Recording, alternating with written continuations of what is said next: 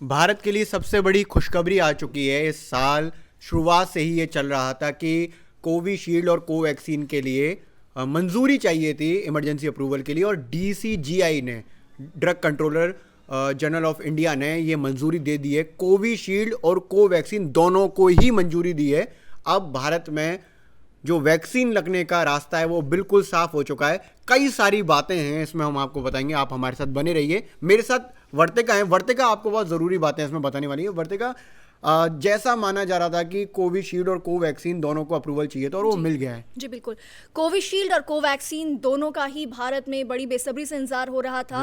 और जब भारत में, क्योंकि कहा जाता है कि, और कहा जाता नहीं, फैक्ट है कि भारत पूरी दुनिया में वैक्सीन का सबसे बड़ा उत्पादक देश है, तो पूरी दुनिया को भारत से उम्मीद थी कि भारत जल्द से जल्द वैक्सीन लगाने के लिए अपने लोगों को तैयार हो जाएगा। और जब अलग अलग देशों में वैक्सीन लगाने का प्रोग्राम शुरू हुआ, कई सारी वैक्सीन है जिनका दुनिया के अलग अलग देशों में ट्रायल चल रहा था। भारत में भी लगभग 6 वैक्सीन ट्रायल पे थी। और उसके बाद में 3 वैक्सीन ऐसी सबसे आगे चल रही थी। सबसे आगे जो चल रही थी वो 3 वैक्सीन थी, जिनमें कोविशील्ड और कोवैक्सीन दोनों ही वैक्सीन को कहा जा रहा था कि इनको सबसे पहले मंजूरी मिल जाएगी। और अब जब इनका एक पूरी तरीके से प्रोडक्शन तैयार हो चुका है, साइंटिफिक डेटा पर ये खरी उतर चुकी हैं, और जैसे हमारे पीएम प्रधानमंत्री नरेंद्र मोदी भी इन बात को कह चुके हैं कि फैसिलिटीज में विजिट पे भी गए थे और कहा भी था कि जब वैज्ञानिक मानकों पर पूरी तरीके से खरी उतरेंगी वैक्सीन, तभी इनको लोगों के लिए सार्वजनिक तौर पर उपलब्ध कराया जाएगा, मुहैया कराया जाएगा।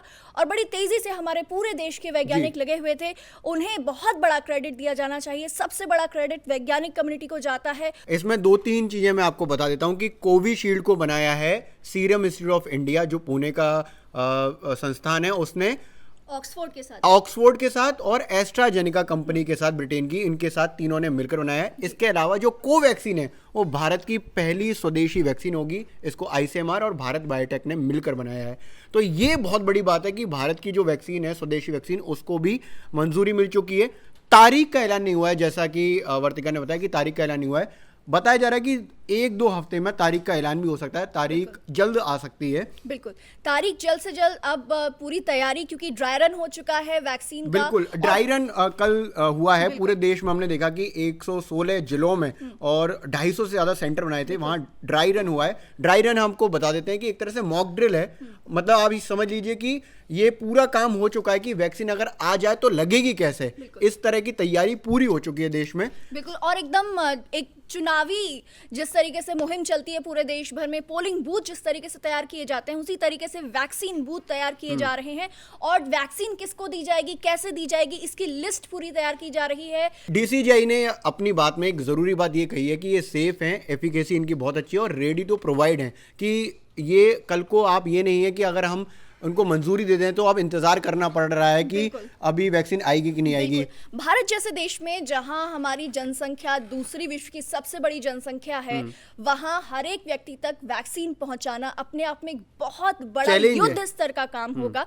क्योंकि केवल वैक्सीन बनाने तक तो केवल पहला फेज पूरा हुआ है हमारी चुनौती का।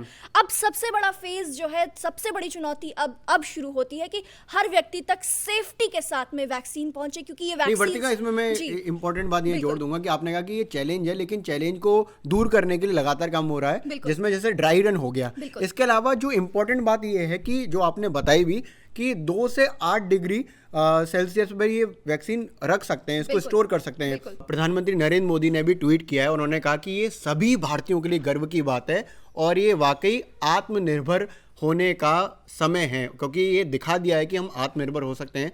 पीएम नरेंद्र मोदी ने ये ट्वीट किया है वैक्सीन को जैसे ही डीसीजीआई ने मंजूरी दी है। और यहाँ खाली आत्मनिर्भर होने की बात नहीं हो रही है, यहाँ पे भारत ने दिखा दिया है कि भारत केवल आत्मनिर्भर ही नहीं है वैक्सीन के मामले में, बल्कि दूसरे देश निर्भर हैं भारत पे। हाँ, क्योंकि भारत दुनिया का सबसे बड़ा वैक्सीन उत्पादक है और सीरम इंस्टीट्यूट को तो हब कहते हैं। बताते हैं कि बहुत बड़े स्तर पर दुनिया की जो वैक्सीन हैं, ऐसा नहीं कि कोरोना जब आया तभी भारत में वैक्सीन बननी शुरू हुई हैं, पहले भी बहुत सी बीमारियां आती रही जी। हैं, मलेरिया से लेके, डेंगू से लेके और भी बच्चों को लगने वाले टीके, उनकी भारत से बहुत बड़े पैमाने पर विदेशों में सप्लाई होती है। और बिल्कुल। जब लॉकडाउन हुआ तो असल में पश्चिमी देशों की सबसे बड़ी दिक्कत ही ये आ गई कि वहां पे जो सप्लाई चेन ब्रेक हुई कि भारत से और जहां पे वैक्सीन बनती हैं, बड़ी फैसिलिटीज, वहां से सप्लाई पश्चिमी देशों में नहीं हो पाई। तो अब इससे वो आज़ाद आके असल में अपने देशों में भी वैक्सीन निर्माण इकाइयां लगा रही हैं बड़े पैमाने पर। प्रधानमंत्री नरेंद्र मोदी ने वैज्ञानिकों को बधाई दी है, क्योंकि ये वाकई बड़ा दिन है आज